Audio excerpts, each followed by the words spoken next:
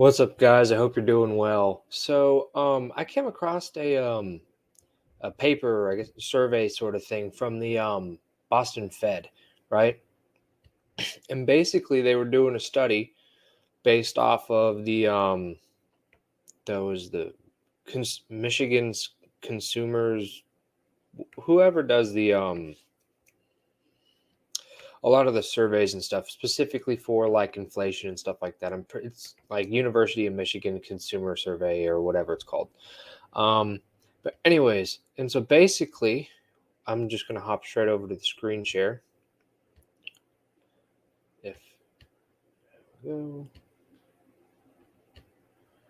okay, so make sure it's working.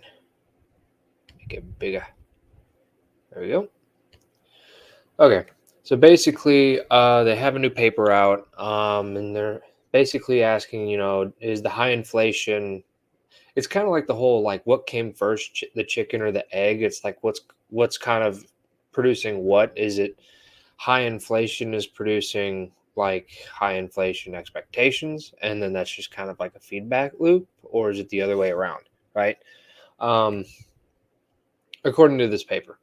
So basically, it's a new study by Jenny Tang and Annette Bracha, or Bracha, however you pronounce it, introduces a novel way to measure attention to inflation among U.S. consumers. With this new method, the authors show that attention is low when the inflation rate is low, and consumers focus more on inflation when the rate rises, which may fuel higher inflation, right? And so it's one of the kind of the I guess nuances that a lot of people don't really get into when it comes to specifically consumer price inflation. Um, is it's really based off of consumer sentiment in a way. Yes, there's supply issues and like the stuff that's been happening with the supply chain and everything else. When there is a I guess a supply shock.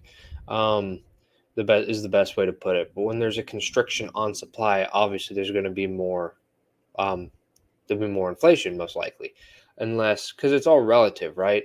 With the supply and demand of goods, and so like if supply is constricted but the demand is the same, people are going to have to pay more for that because you can't get it all the time. Um, so yeah, and basically, I was almost right. University of Michigan Surveys of Consumers is the survey that does that. Um, but yeah, and basically, since they don't really, that survey doesn't directly ask the question like how much attention are you paying to inflation. Besides, it's pretty much just like how much are you? What do you expect inflation to be? Um, they identified a subgroup that were indirectly asked for a estimate of current inflation and focus on their answers, right? And so those who admitted to not knowing the current inflation rate are considered to have not paid attention to news reports and other information about inflation. Um, so that's one of the base assumptions of this paper. Um, and then attention or inattention is an important factor because it determines how much information consumers take in as they form their expectations about whether the inflation rate will remain steady, fall, or rise.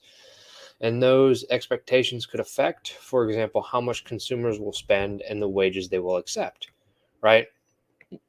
Um, so yeah, consumer price inflation is heavily dependent on like consumer sentiment. Like if it's kind of the argument for kind of inducing hyperinflation is one, the loss of confidence in the currency, which is kind of a derivative of consumer sentiment, right? They lose confidence because they realize they're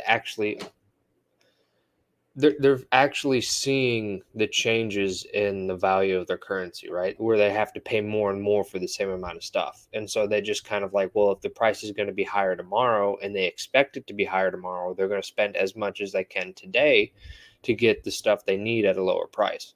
Um, and that kind of feeds it in to where everyone's trying to buy everything or all the necessities, right? Um, and then the price goes up. So the paper's findings indicate that when inflation is low, consumers' expectations are more anchored. They don't change much regardless of the information that's available because consumers pay little attention to that information. This can be stabilizing for inflation because spending and wages, and therefore future prices that businesses set, are less responsive to changes in economic conditions, right? So when no one's really paying attention to it, then it's like, to give an example, when I started at my current job doing the interview, inflation was actually brought up in the interview. Um, and during like the interviewing process, right? Because I was I was getting hired January of 2021 or 2022, excuse me. And so it was like right when the CPI started to increase drastically, and not like, okay, now we're at like 4%, now we're going 5, 6, whatever it was at the time. Either way, it was in an uptrend. And now we're looking at, like, last month for April was 8.5, and then this month, or I'm sorry, for March, I think for March it was 8.5, and for April it was 8.3. Um, and so with the inflation rate increasing so much, it was actually brought up in terms of wages, which is exactly what they're talking about now. Just kind of more of an anecdotal and personal kind of reflection of this. And then when inflation is high, consumers are paying more attention to media coverage of inflation, and their expectations are closely tied to that information. However, continued high inflation creates the potential for a snowball effect. As consumers receive more information about high inflation, they could increasingly expect inflation to remain high and continue rising. And as noted, those expectations could influence their decisions about spending and wages. Um, like with the wage example, if you know that goods are going to be more expensive tomorrow, or you think they're going to be more expensive tomorrow, regardless if that's correct or not, if you're negotiating for a wage, you're going to be very biased to you're not going to be willing to accept a lower wage, um, or you would be less willing, I should say, to accept a lower wage, um, because it's more of a survival instinct, I guess, at that point. Because before, obviously, it's like you would like to get paid more, and so you're obviously biased to a higher wage. But if you know that's there's more of a dependence on you getting a higher wage, in terms of actually being able to get like more food or paying for gas and stuff like that. You're going to be much more adamant about that higher wage and much less willing to kind of concede to a lower one, depending on whatever that is. Um, and it's also like, I guess, another example with the stuff when people not paying attention to it. Like I have family members who don't know absolutely anything about economics, which isn't a bad thing, right? Or well, to a certain extent, I should say. But they don't geek out as much as I do about it. And so, past couple months, I've actually been having like family members text me and being like, "Hey, what does a CPI print of 8.5 mean?"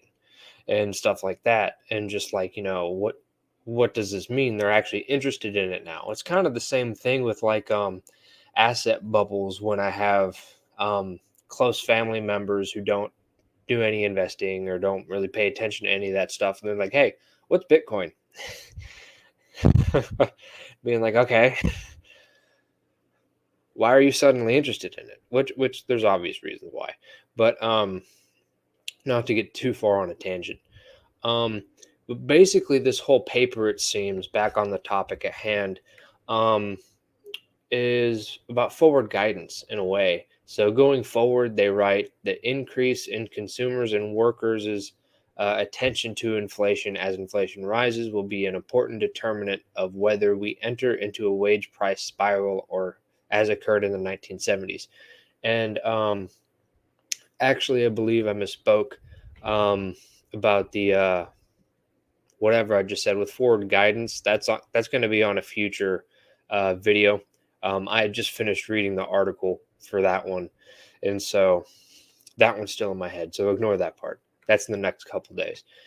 But again, this wage price spiral, this is the whole thing I'm talking about, with wages and the whole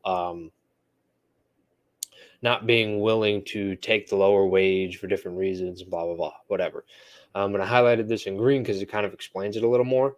So that's when that's when rising wages created more disposable income and greater demand for goods, which led to higher prices, which increased the demand for higher wages, which led to higher production costs and even higher prices, right? And so it's the continuous, like, the feedback loop. And you kind of, it's almost the exact opposite for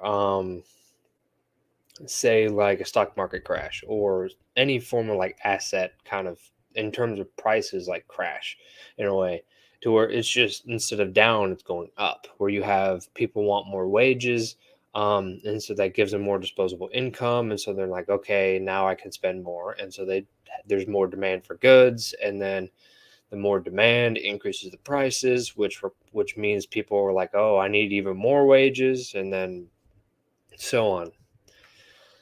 And then in terms of news coverage too. So since inflation tends to lower real wealth, individuals' marginal value of wealth tends to be high when inflation is high, thus potentially increasing their marginal value of more accurate inflation assessments. They write. So this is in terms of news, right? So when they're talking about high inflation in the news all the time, you're going to be much more concerned about it, and you're going to be much more, you're going to more aggressively search for information, and you're going to, even if you're not very much interested in it, um, when it comes to, okay, why is my grocery bill doubling? You're suddenly much more interested in this kind of stuff, um, out of necessity, right? And so you place more, as they put, marginal value, and so this wealth, however you deem it, um, and you have to keep in mind, wealth isn't money, right? Wealth is like the goods and services that you can use that money to buy, right? So it's like, $20 is always just going to be $20. What inflation and deflation and all that stuff means is, like, how much can I buy with that $20? How much value does that $20 actually have? I mean, if you have it in physical cash, I guess you can use it as a fire starter. But besides that, there's not really any use besides that kind of medium of exchange / store value. Um, it's not so much like the number on the bill only matters relative to how much you can buy with it, right? And so if suddenly $20 buys you one loaf of bread instead of five, $20 is not as valuable because you can't live as long on one loaf of bread as you can five, right? And so that's kind of the reason. It's like, what exactly is wealth, right? Is something to keep in mind. Um, of course, media reporting itself is still very much related to consumer attention. Um, it can be driven by the attention that journalists, who are also consumers, pay to inflation, and it can also reflect news outlets' responses to consumer attention, supplying news about topics that readers care about, right? And so it's kind of, I guess, an alternate point of view in a way, or it's just kind of a different look on it. It seems, to where it's like, are they reporting it more because inflation is going up, or are they reporting it more because that's what their audience wants to read about and learn, because inflation's going up? um I don't know. When it comes to stuff like this, I think it's pretty interesting, but it's not really my utmost concern, in terms of, I'm much more concerned about, okay, I don't care necessarily why they're reporting on it more. Um, I don't know. I'm trying to think of a good way to word it, but hmm, regardless of, I don't watch the news. Um, I don't watch anything, actually, to be honest. Um, I've never been much of a TV person, to be out in the open. But yeah. Anyways, I just thought it was something interesting to share with you guys. And by the way, at the bottom of this piece that I just showed here, which I'll obviously put the link in the description for the source, as I do with all of these types of videos. You can read the actual Fed paper. Could probably pull it up right now, and you can get the full text document, and a bunch of other sources too. And we'll see how long it is. But sorry for not sharing the screen, but and that's one of the things. I'll do that. I should just share the full screen so you guys can see it when I switch over to it. Just share the entire screen, and I'll go over to here. And it popped up. Well, it put it there somewhere. There it is. That's the thing with these kind of articles and stuff that I noticed. A lot of them, like the working papers, this is 45 pages, and a lot of people aren't going to spend the time to sit there and read it.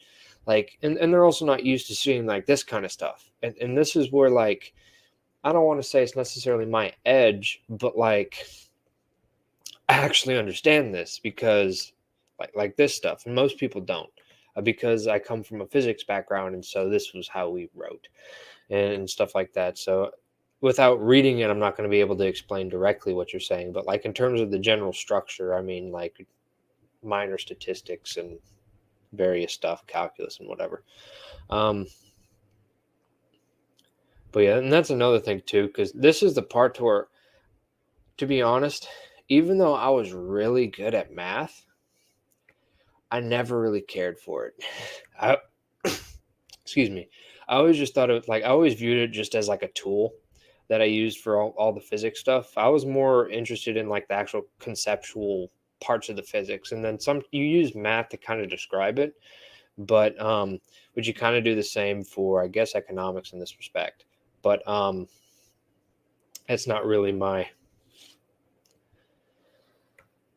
that's not what I geek out on, the math. Now, I do have a good friend who could sit there and do integrals for hours and be perfectly happy doing it, and more power to him. That ain't me. That is what computers are for, and Mathematica. But anyways, see, I'll just stop the share so you guys can see. If you're interested in the paper, go ahead and read it, look at it. If math is your forte, go nuts. It's not mine. Or well, it is. I guess I'm good at it, but it's just it's not really an interest of mine. And so it's one of those I can use it when I need to. Like if I need help, it's a tool to help understanding, in my view. Um, it's just logic, really. Um, anyways, too much of a tangent. If you guys are interested in reading the paper, go nuts. I'll probably breeze over it and look at it, especially because all the charts and stuff, but that's not the main concern, especially for this video. But anyways, I hope you guys have a good night, and I will see you on the next one.